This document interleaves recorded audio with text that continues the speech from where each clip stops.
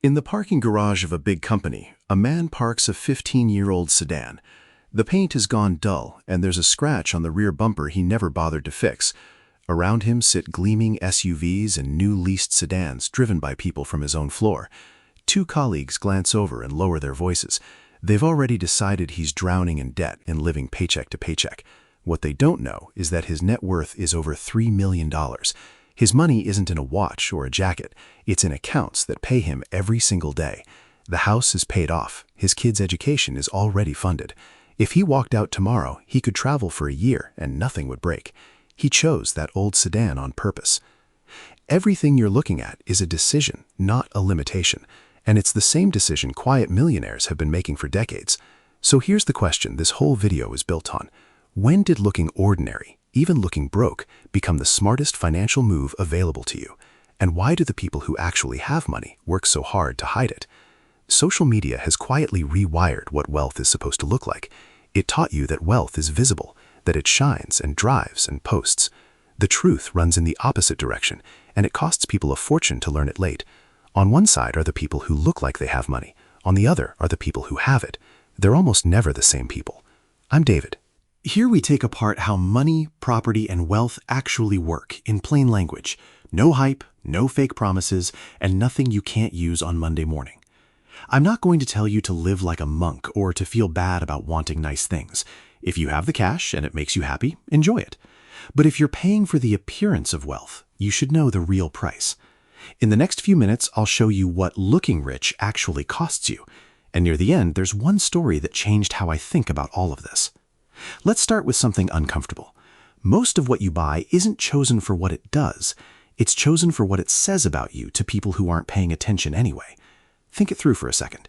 A $20,000 watch tells the time exactly as well as a $50 one. Same hour, same minute, same second. So where does the difference go? It goes into the hope that a stranger looks at your wrist and assumes something good. That's the whole transaction. You paid almost $20,000 for an assumption. Now, take that same difference and let it work for 20 years. At the long-run average of a broad stock market, it turns into about $134,000. That's not a watch. That's a year of your life you'll never have to work. You're not buying the object. You're renting a reaction. And the rent comes due again every time you upgrade to keep that reaction alive. A watch is the small version of this. The expensive version is parked outside your house right now. The car is the #1 status purchase in the Western world, and I understand it. A good car is a real pleasure and a fair thing to want. The problem isn't the car, it's the stretch. It's buying one level above what you can pay for, to be seen one level above where you are. Here's what that stretch costs in 2026. The average new car payment in the United States is $770 a month. The average amount financed is $43,925, 39%. That's roughly $8,800 of interest handed to a bank for the privilege. But the interest isn't the part that sinks people.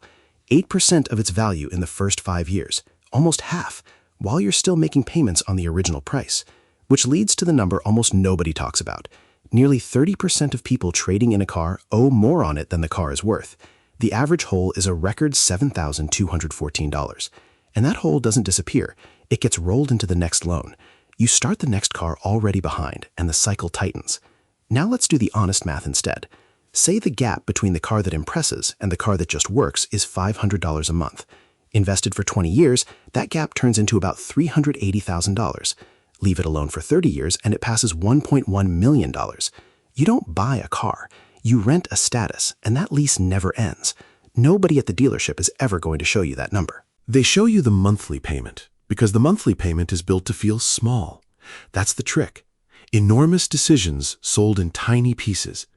And the person who understands that gets rich quietly, while everyone watches him drive an old car. Which brings me to a man almost nobody had heard of until the day he died. His name was Ronald Reed, and he lived in a small town in Vermont. He pumped gas and fixed cars at a service station for about 25 years.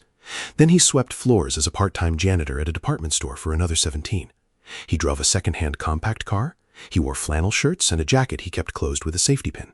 He cut his own firewood and heated the house with a wood stove. Everyone in that town assumed he was scraping by on very little. Ronald Reed died in 2014 at 92 years old. His estate was worth nearly $8 million.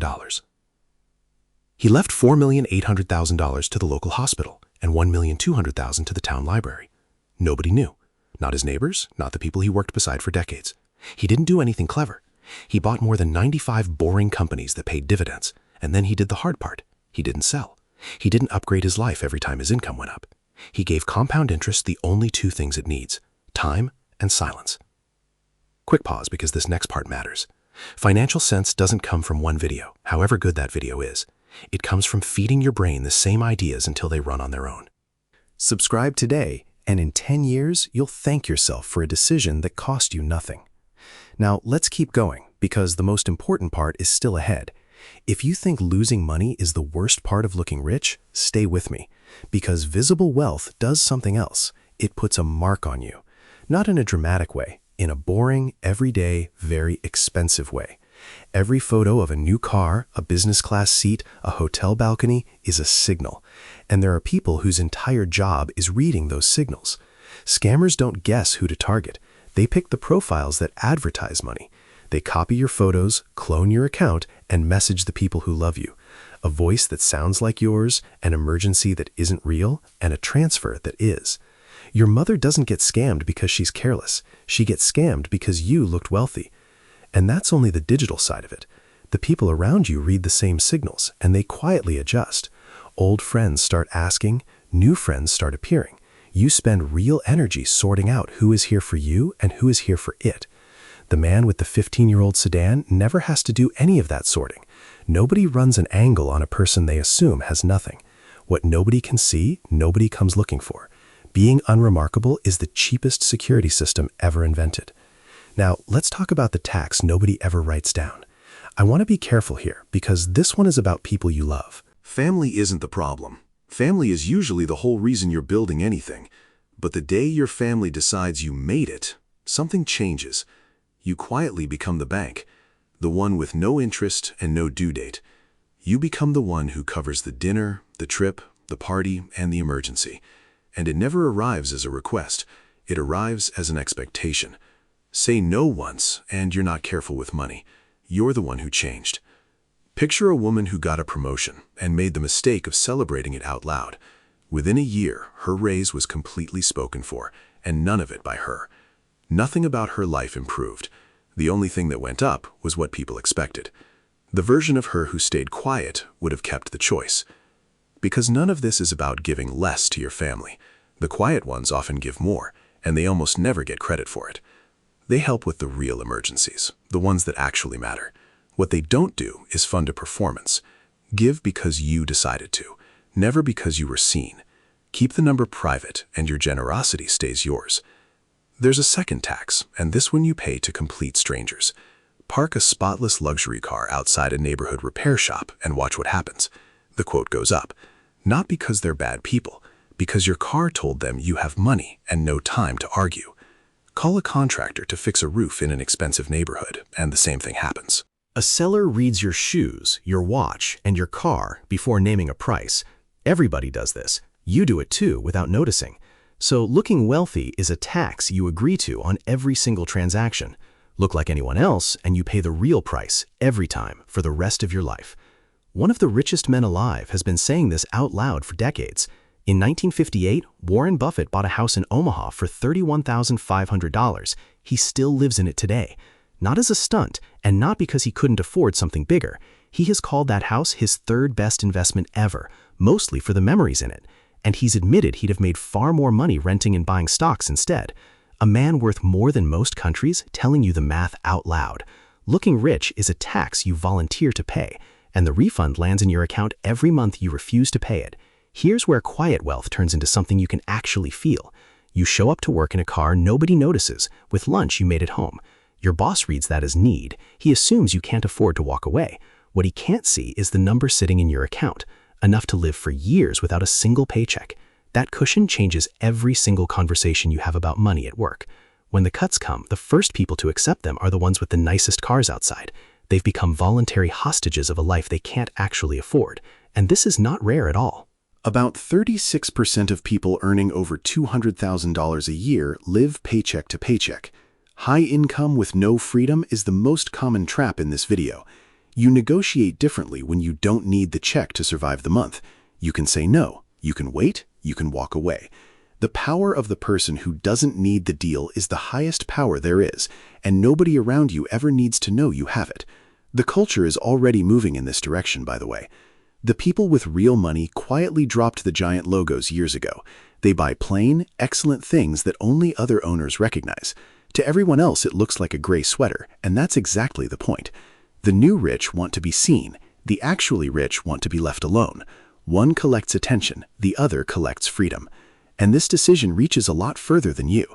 When parents hand a new graduate a brand new car, they think they're being generous. What the kid learns is that effort is optional, because rescue is guaranteed. The quiet ones do the opposite, and from the outside it almost looks harsh. Their children grow up in a house that looks completely ordinary. The message the child absorbs is simple. We're fine, but there is nothing extra. So he studies, he works, and he grows a spine. The safety net was there the whole time. It shows up when he's grown and steady. There's an old line about this. One generation builds, one keeps, and one spends it all. Quiet wealth doesn't pass down money. It passes down the mind that keeps money. So let's make this yours, because everything so far has been about other people. Here's the test, and it takes about a minute. Look at the 3 most expensive things you own. For each one, ask a single question. Would I still want this if nobody ever saw it? The ones that survive that question are yours. The rest belong to an audience. Now add up what those things cost you every month, payments included. Multiply by 12, then by the years you have left before you'd like to stop working. That number is what the audience is charging you. You don't have to sell anything or blow up your life this week. Take one of those monthly costs and send it somewhere that pays you instead. One payment, moved once, is how every quiet fortune in this video started. Nobody around you will notice, and that's exactly how you know it's working. So let's go back to that parking garage one last time. That 15-year-old sedan isn't failure, and it isn't sacrifice. It's a man who put compound interest above the opinion of people he'll never meet. It's a shield against envy, against scams, and against the appearance tax. It's a filter that keeps the people who value you for who you are, and it lets time do the heavy lifting, which is what actually builds wealth. The only price is that a few shallow people will assume you don't have money. That's not a flaw in the plan. That is the plan working. Real wealth was never what you show the world. It's the number you keep, quietly, where nobody is looking. Tell me in the comments which team you're on. Team appearance or team quiet wealth? And send this to the one person who needs to hear it today. There's another video waiting on the screen right now. See you there, and keep what you build.